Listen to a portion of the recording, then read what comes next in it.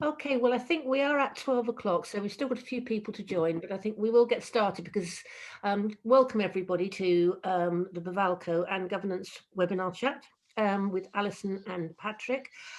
This one's slightly shorter than we've done before, so it's only 45 minutes, which is why I want to sort of get going and get started. If I can remind you, if you have questions, which you are more than welcome to ask, we love people asking questions, if you can use the Q&A at the bottom of your screen, because just then Alison and Patrick can see it and respond to you. And then if there's any questions they don't have time to respond to, we've got a recording of it and we can come back to you.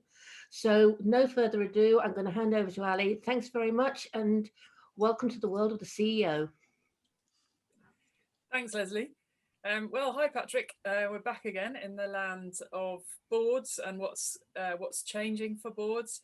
And today our conversation is really around the relationship between the CEO and the board. And I guess I thought we might start today just thinking a little bit about the context which we're in means that a number of organisations are making significant changes to their workforce and inevitably significant changes to their business models.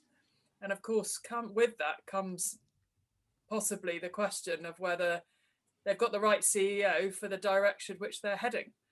So I thought it sort of maybe should start by thinking about when we're thinking about hiring CEOs, how do we go about that? What are some of the things that are really important? Yeah, so I suppose, first thing, what is the role of a CEO? And I suppose it'd be good to talk a bit later about, how is that changing as well. But, if you look fundamentally, if the role of the board is to make sure there's the right vision and strategy, the right resources and the right governance, then the role of the executive is really to develop and deliver the business plan to achieve that vision and strategy and to maintain operational and financial integrity. Then the CEO is right at they are the chief executive. So they're the person who, their whole focus is delivering and not just delivering for today, but also delivering for tomorrow. The question, I always have when people say, I'm looking for a CEO, I always say, what for? And they go, well, to be a CEO. I say, no, but what for? So are you a board that's got a strategy that you want a CEO to execute? Or are you a board that's, needs a new strategy and you're looking for a CEO both to devise that strategy and then implement it? I've always thought of the CEO job, a bit like the chair job in a way, is just for a phase. So, it's not forever. And I think if you have that mindset, that's helpful. So when you say, we want to recruit a CEO, I think be really clear what you want them for. Is this for, to tip the company on its head and turn it digital, for example, at the moment, or is it to survive? Is it to actually scale up because you've happened to be a beneficiary of COVID and so on? So I think the context matters a lot. There's then something about the link to the organizational culture. So you might think you want a CEO to do certain things, but it's also important to think how you want those things to be done and whether you want, different types of CEOs will reinforce or change or damage a culture. So I always think of that too. What type of person? It's not just about what you want them to do; it's also how you want them to do it. And then it just takes time. You've got to put the work in to really understand what you want, and then the work into getting what you want, and then the work into supporting them when they arrive, especially if they're an internal appointee and it's a first-time CEO role. Yeah, I suppose when you think about the CEO and you're thinking about the context of the organisation and what you want the CEO to do, the natural tendency is to look for people with experience of that type. So, have they got competence in that area? Have they got experience of leading? But I'm sort of thinking that how people recruit CEOs is changing a little bit in terms of the characteristics, this sort of the kind of balance between character and competence. And I wonder to what extent you think people are looking at different types of characteristics for CEOs. I think it's highly variable. So some boards will want to play safe. If you're financially challenged, market challenged, employee engaged challenged, supplier challenged, regulator challenged, you're probably going to want to go for someone who knows how to do that stuff. because you don't have time for someone to learn. However, you know, I mean, I've had some fantastic experiences with appointing first-time CEOs, where either from within or without. And you know, if you have got a bit more time, if you have got you know, clarity of the sort of vision and strategy, then there is time to think differently. I think when people are very under pressure, they will probably be at either end of the spectrum. They'll either play very safe or they'll go for something radically different, but they probably won't go anywhere in the middle. That's been my sort of observation of a lot of these things. I don't have any empirical evidence for that, but that's kind of the way it often looks. So you sort of experience and competence inevitably counts, but I guess some things like, you know, we particularly at the moment, organisations, the demand for leaders that are resilient, the demand for leaders that are emotionally intelligent, the demand for leaders that are collaborative and connecting with people, you know, that ability to be able to lead an organisation in an empathetic way is so critical. It feels to me that there should be a real you know, a trend towards hiring CEOs with those types of characteristics. Yeah, I think that's right. I mean, there's a very interesting report came out yesterday, I think, from McKinsey. It's called the CEO Moment, and it's about the changing role of the CEO. And in that, they were saying, you know, some of their research is that, you know, it's more about being than doing, and CEOs have to give more of themselves now.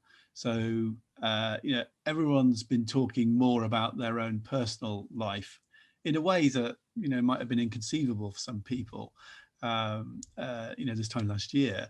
But people are sharing more. You know, we're seeing what you've got on your wall, Ali. We're seeing, you know, all of that.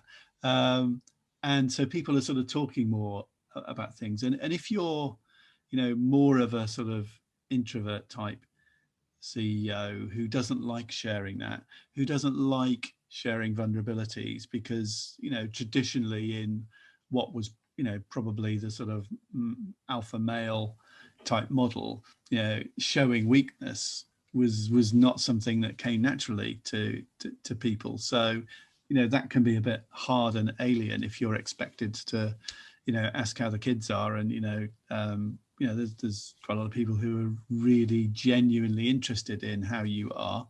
And then there are other people who think, you know, well, you know, that's intrusive. I shouldn't be asking that. So there are different views on it.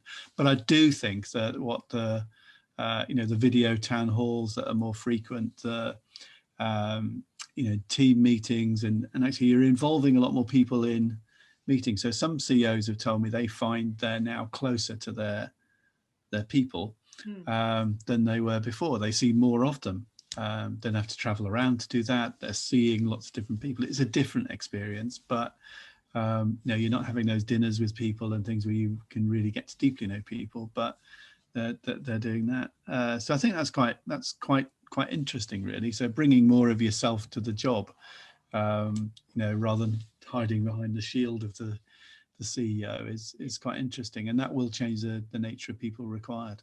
Yeah, and that's so that ability to be. I mean, people talk about being authentic, but being yourself at work and at home. And there are a couple of comments in the chat.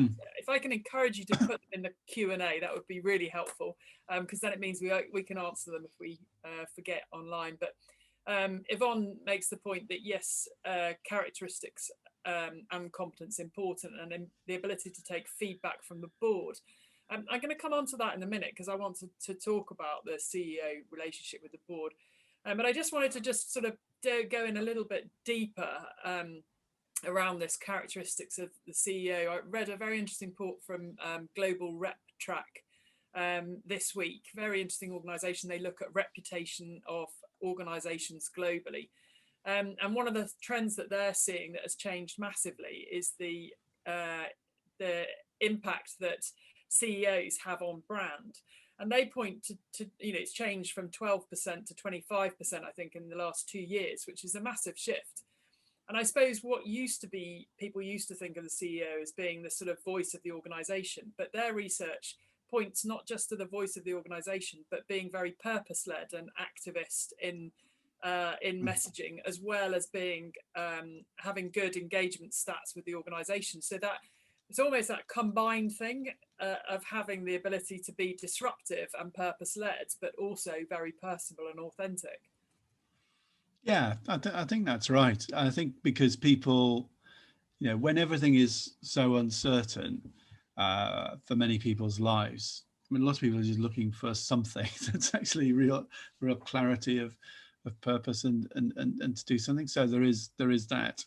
It's a demographic thing as well, and it actually varies country to country and sector to sector. So in some sectors, so if you take, Unilever, I guess, is at the vanguard of this, but if you take their sector, now that's a given because, that's what they did to compete. You need to track the people, you need to do that. There are other sectors that are way behind. There was a good point from Harry Witcher, which is sort of on this point, which is that I feel empathy about family welfare is very much jurisdictional. Absolutely. So there's some cultures where you would be absolutely expected to ask about the family and all the rest of it, and there's other cultures where you wouldn't, and it would be slightly awkward, particularly for a CEO to ask a fairly junior member of the organization. That would be seen as, why are they asking me that, and what do they want to know, and all the rest of it. So it is a cultural thing, but I think the general trend is towards more empathy, towards more sort of understanding of people's challenges. When I found myself at the beginning of COVID, desperately wanting to ring everyone up in all the organizations I was, just to make sure they're okay, which, would be physically impossible. But, you find there's also a sort of a self need. So it's not just what the employees or the staff want, it's actually a human need, I think, as well, that many CEOs, directors have. Yeah. So just switch the conversation a little bit now to the relationship with the board. You always talk about the executive and the board as being a sort of Venn diagram with with the overlap being the CFO and the CEO. And I like that picture, and it's a sort of interesting one to keep in mind. And how's that changing, do you think?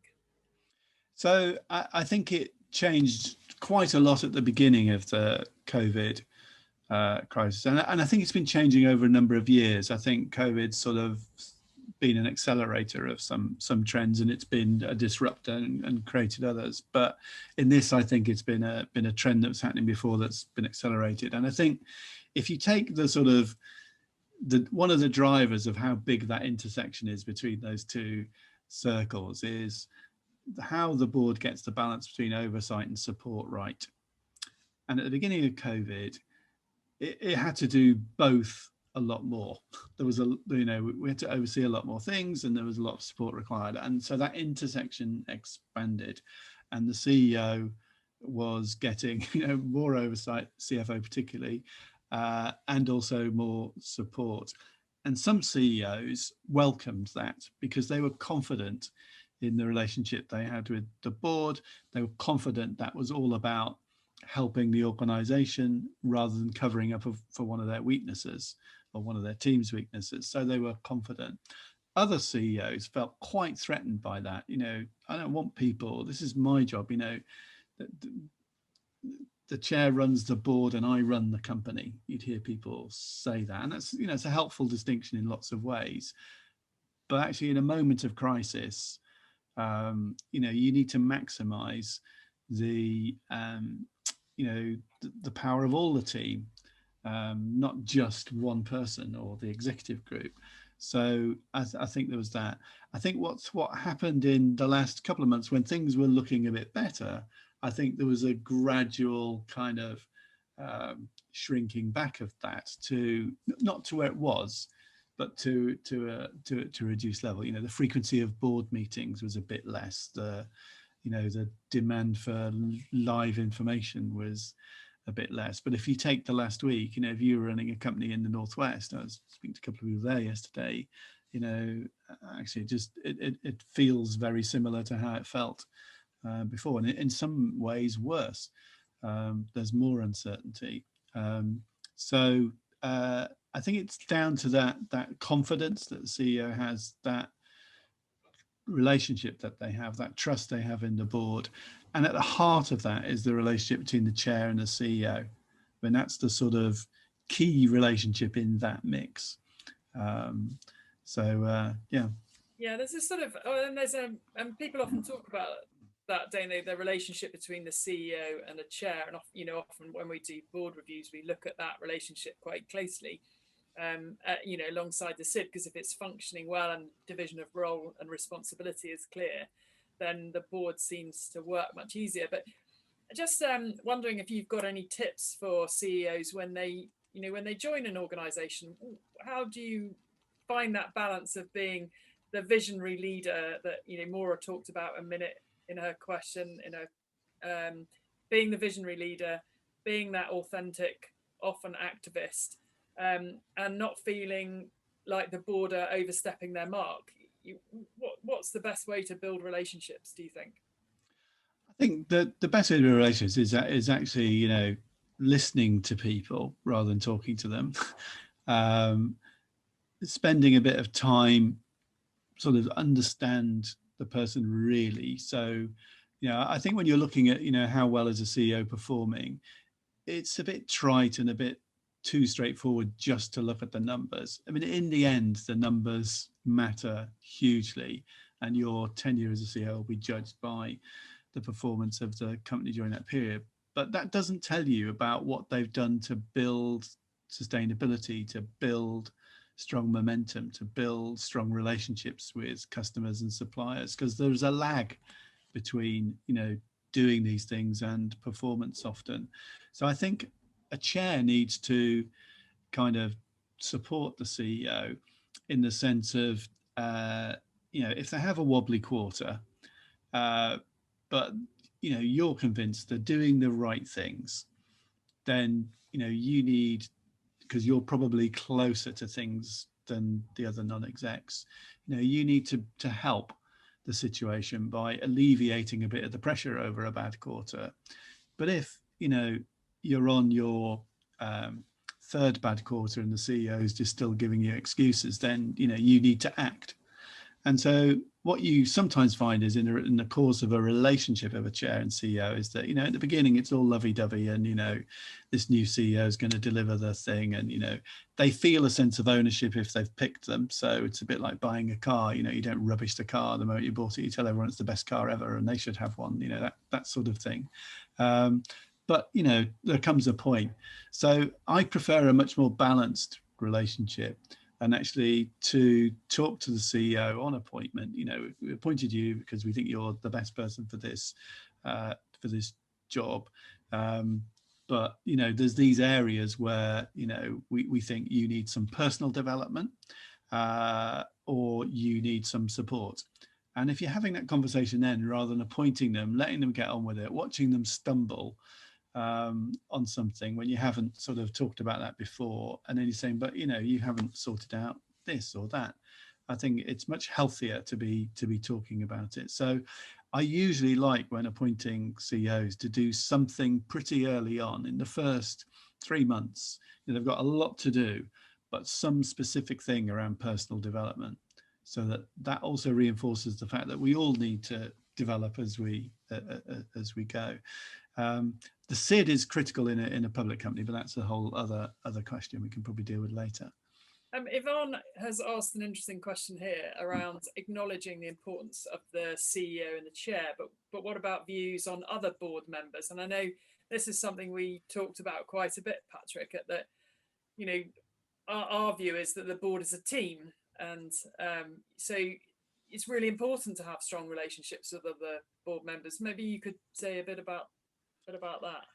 Yeah, so sometimes it's really handy to have what I would describe as a sort of auntie or uncle or big sister or brother type non-exec or trustee who the CEO can confide in, share stuff, talk to things, get guidance. There might be issues in the relationship between the chair and the CEO.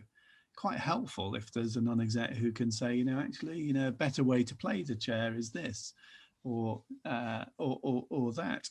and actually then, you know, can keep the confidence. But maybe when the chair is then discussing the CEO, maybe they can give the chair a different perspective on the situation and help them understand. So I think everyone needs to play their part in helping, you know, everyone be the best they can be, sort of thing, which I know sounds a bit cheesy, but actually that is what it's about. So I've had experiences also where, you know, I've said to non-exec, you know, I think the CEO needs to have this sort of message, and I think it might come best coming from you. And then they deliver that message, and it's been very effective. It depends on where the relationship is with the chair and the CEO, I think, and that's a question of judgment, isn't it?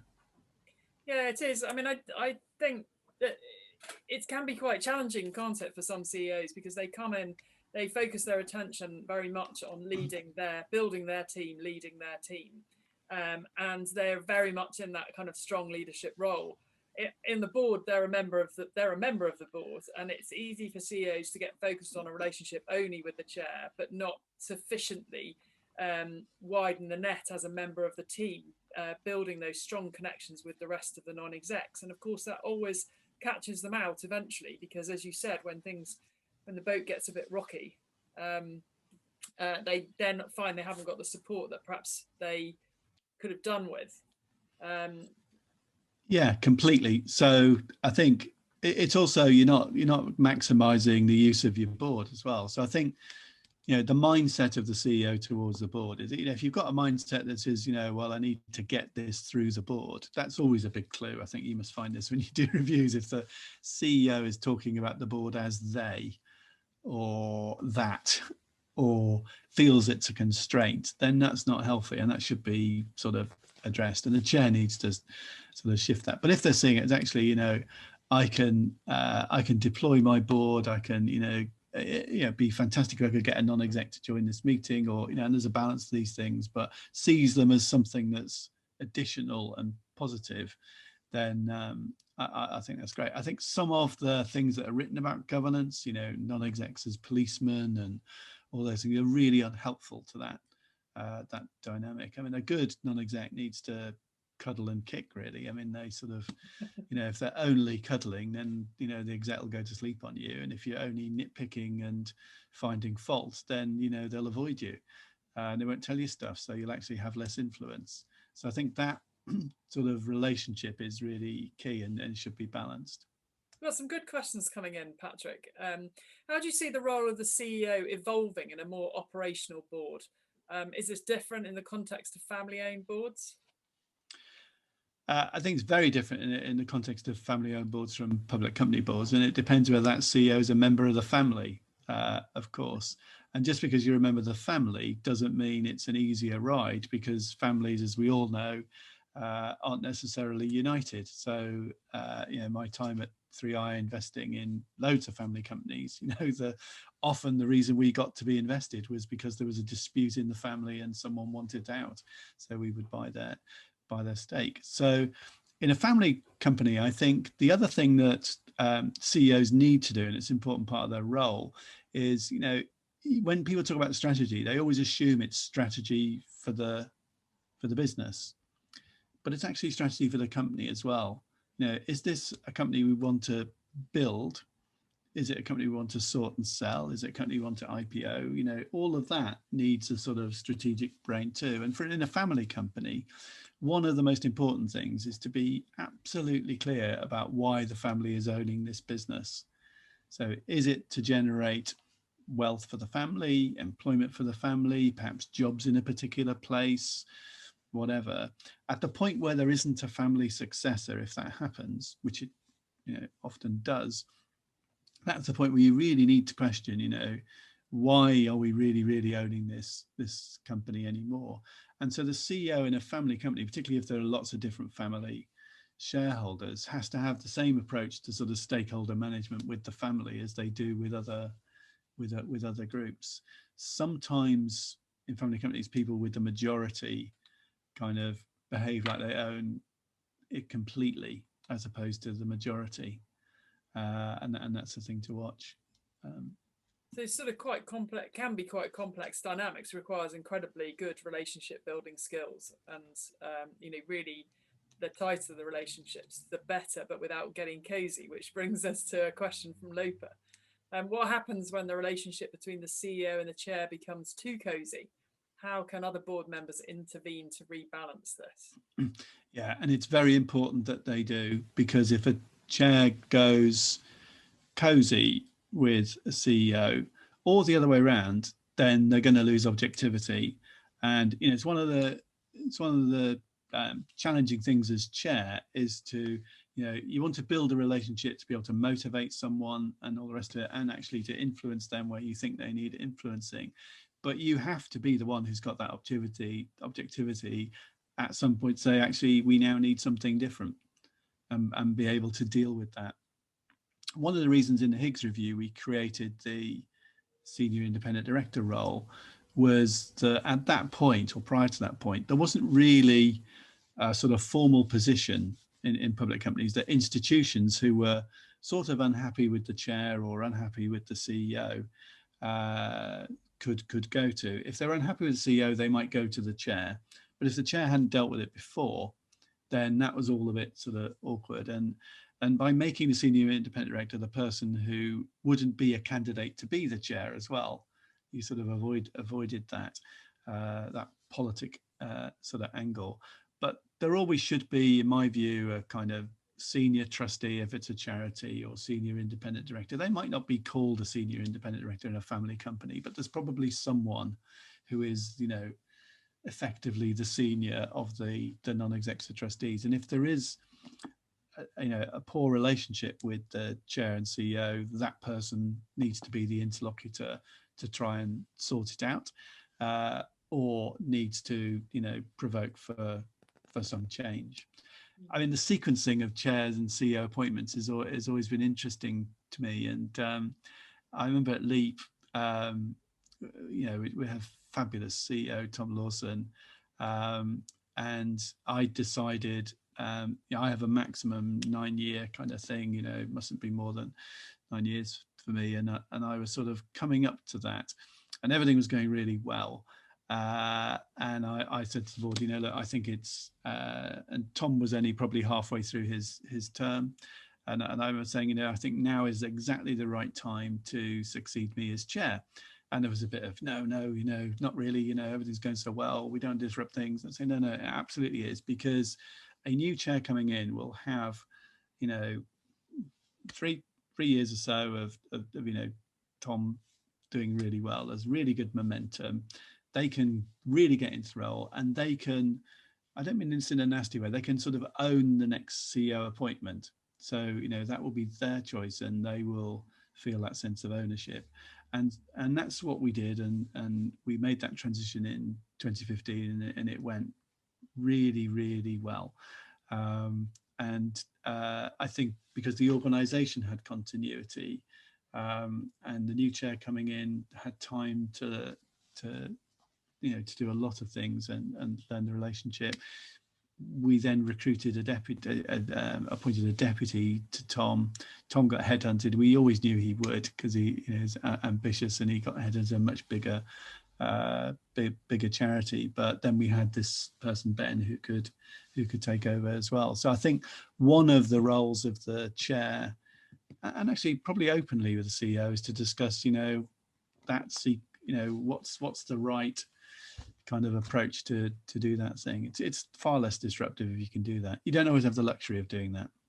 No, you don't. And I know particularly a lot of the board reviews we do, succession is an issue that comes up, and often because, as you said, the sequence hasn't been discussed openly about CEO or the chair, and usually it's because, for really good reasons, people desperately don't want to disrupt, and desperately don't want to feel that the conversation will force either the chair or the CEO to feel like they should move on.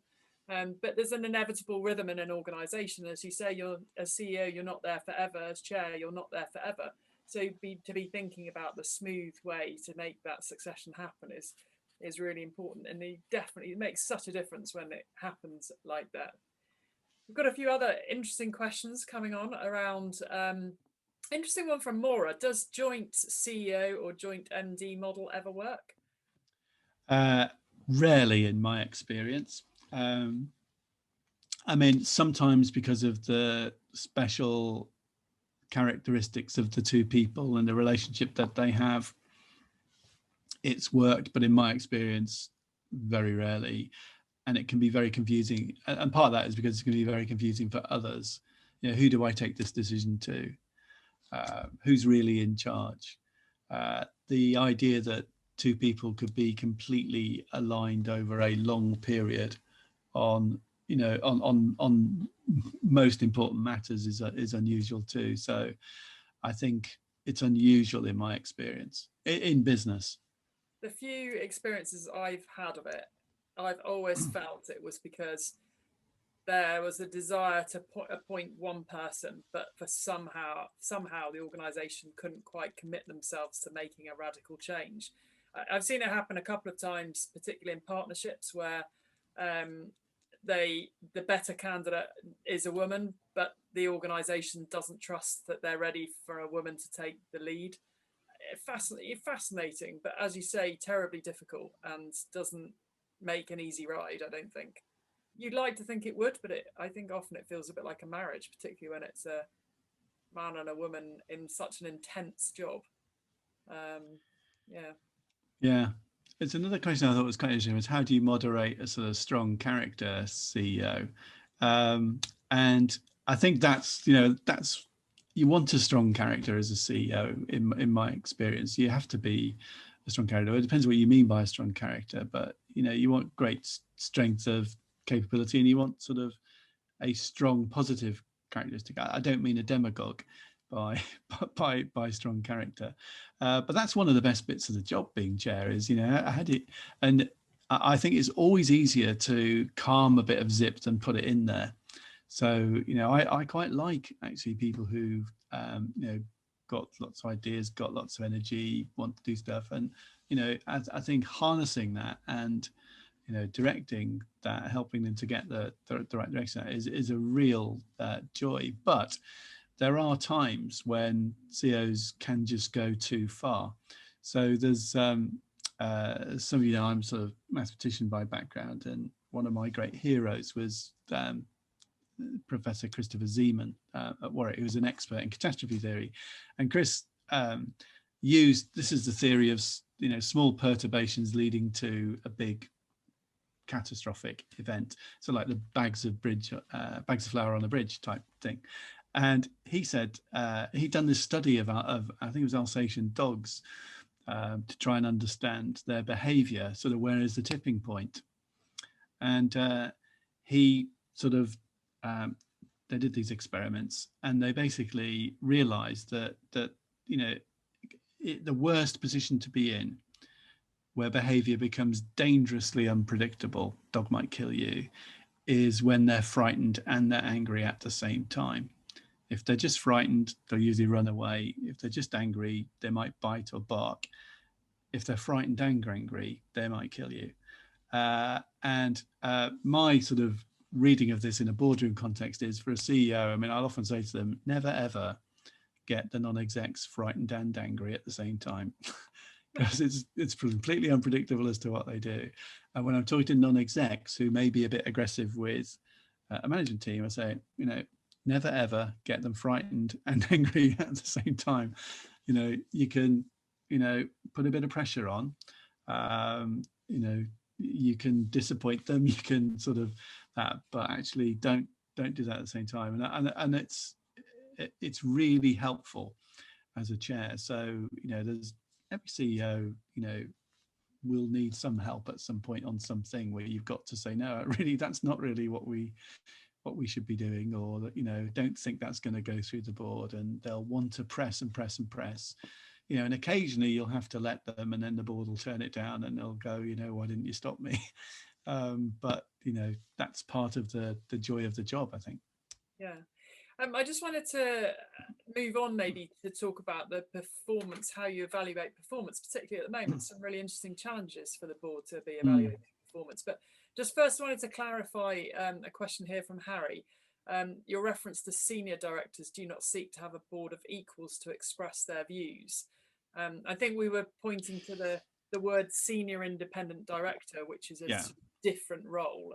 Yeah, I mean, I absolutely agree with you, Harry. You want everybody to feel, they have the opportunity to contribute, to challenge, to give ideas and so on. Absolutely. But in a public company, there's a requirement to have a nominated senior independent director. They're often the chair of the audit and risk committee and things like that too. So it's a linguistic thing, probably. Yeah. So John Hart has asked a question here. How do you best deal with a CEO who's a good performer but is no longer the CEO that business needs for the next stage or challenge of the business? I guess that'd be interesting to answer in the context of the moment, really. Yeah, well, you've got to make a change, haven't you? If you genuinely believe they're not the right person for the future. I don't think that tends to come with a sort of a revelation on a day. In my experience, that tends to be something which, you wonder, you doubt, and then and I think when you're talking about how do you judge the performance of a CEO, I think you have to look at the numbers. The facts will out. The real performance matters, but at the same time, you have to have what facts do you have about what they're doing to build a long-term value of the organization. It's one of the benefits of a sort of private equity model, really, because most private equity investments have what's known as a value creation plan. So there might be, you buy into this business and there might be 200 things that you're going to do in the next sort of 2 years, which you think will, build long-term value, will make that company sell for a lot more than you bought it for. And some of those things will be operational type things, and some of them will be, things where you can, to use private equity language, sell on a rise. So you might have to invest heavily in R&D to develop new products because that's been starved before. But at the point you're selling the company, there's a stream of new products coming out, and the buyer can see actually good anticipation of growth, but that might not be showing in today's earnings. So that will probably show in the multiple of earnings that the buyer pays.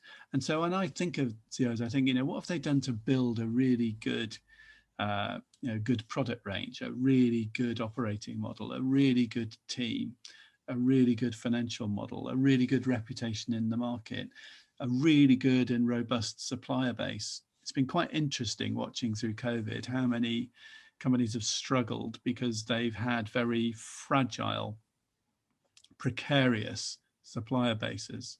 In part, they might have battered them down on price. So they've not had, those suppliers haven't had the financial resilience that they needed to get through this and so on. And actually, one of the things I think CEOs have become much more aware of in detail is that dependency and interdependence with other groups like suppliers or other partners. Before maybe some people thought, well, if they let us down, we'll just get another one. It's not always that simple. So is that sort of ability to think about causality in terms of value creation over not just a short period of time, but actually over the longer term, the tenure that the CEO's been there? Yeah, absolutely. So the evidence is typically, if you take a 10-year period in terms of a change of value of a company, typically 60% will come from earnings growth, 25%-ish on, getting a higher multiple for the company when you sell it. And the balance, a small amount is financial engineering. So the things you want the CEO focused on are things which are going to grow sustainable earnings and things which are going to help you get a better multiple when you sell it. And that's as true for family companies as it is for public ones. But you've got that, volatility of share price, which has got nothing to do with how the company's doing, but to do with the world economy and politics and all sorts of other things. And what about charitable sector? Because obviously, Patrick, you know a lot about that. So to me, I just swap impact for profit. So it's interesting. I was with the SSCEO this morning, and what are the things that will have the biggest impact that we do? We want to focus on those, given what our space is, and it's the same things. She's building a fantastic team, and in the short term, that's at a cost. But actually, she's putting together a terrific team of young Africans. It's a sort of virtual organisation, and it's really exciting to hear the ideas they're coming up with, and that feels good.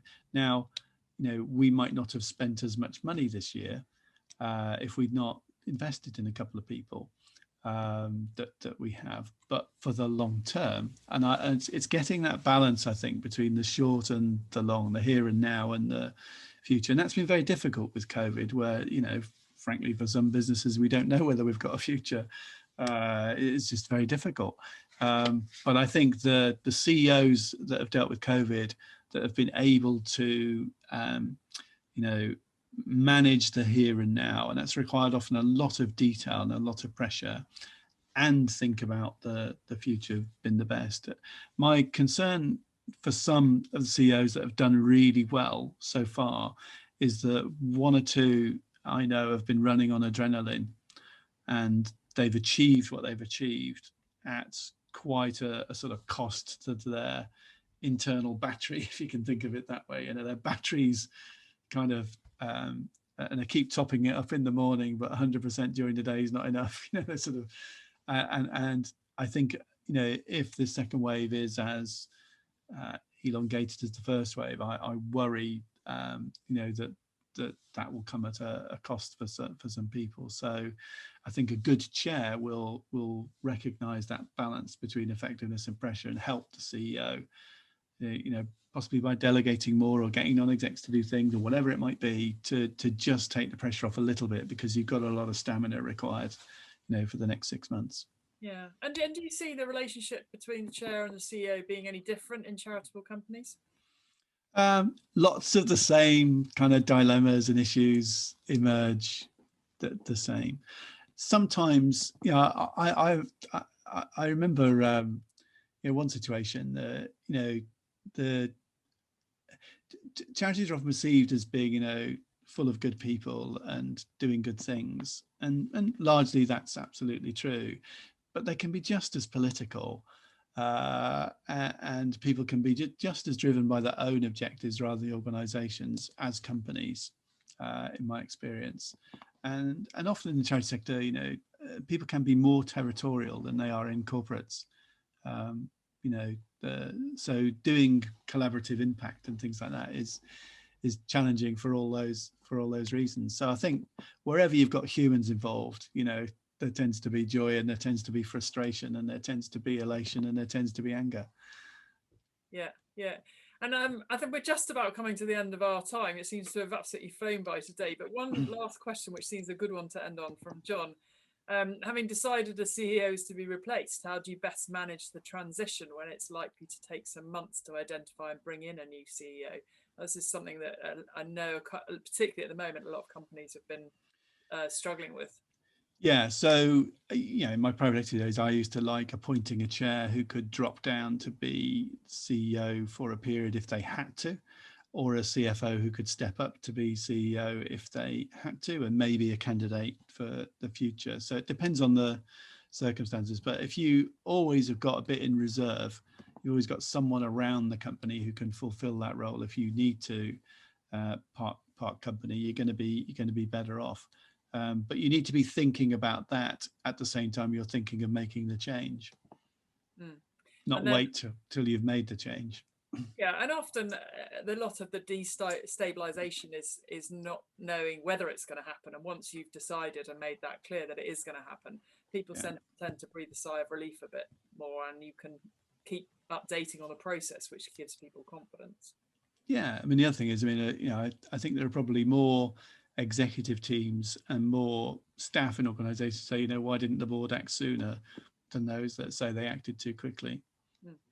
Yeah, brilliant. Not a great point to end on, though, is it? I mean, I think transitions managed well are make a massive difference, don't they? Yeah, but if I could say one final positive thing, I think I have been hugely impressed by so many CEOs, the way they've managed through what's been probably the most difficult time in their working life. I think it's been fantastic. So I think whenever we talk about change and people perhaps not making it, I think there's, happily the majority do. So I think it's just good to acknowledge it's not an easy job being a CEO, particularly in this time. And I think there've been some heroic examples all over the world across different sectors.